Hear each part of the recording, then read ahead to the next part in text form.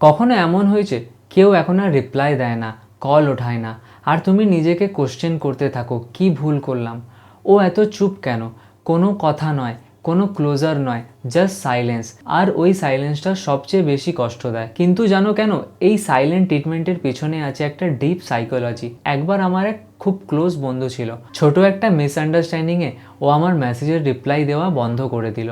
প্রথমে মনে হলো ঠিক আছে, টাইম লাগবে, কিন্তু দিন থেকে দিন সেই মেসেজ সিনটা একটা ইমোশনাল টর্চার হয়ে গেল। কারোর সাথে ঝগড়া হলে তো বোঝা যায়, কিন্তু সাইলেন্সের মধ্যে আমরা নিজেদের ভুল খুঁজতে খুঁজতে নিজেকে হারাই। সেই কনফিউশন আর পেনটা ওয়ার্ডসের থেকেও ডিপ। সায়েন্স বলে সাইলেন্ট ট্রিটমেন্ট ব্রেনের মধ্যে ফিজিক্যাল পেনের মতো রিয়াকশন ক্রিয়েট করে, কারণ ব্রেন মনে করে অ্যাম বিং রিজেক্টেড। রিজেকশন অ্যাক্টিভেট করে সেম এরিয়া যা অ্যাক্টিভ হয় যখন আমরা রিয়েল পেইন ফিল করি। তাই এই সাইলেন্সটা মনে হয় যেমন একটা চোট, কিন্তু দেখা যায় না। যদি কেউ তোমাকে সাইলেন্ট ট্রিটমেন্ট দেয়, মনে রেখো সেটা তোমার ভ্যালুর রিফ্লেকশন না, সেটা তার ইমোশনাল ইম্যাচুরিটি।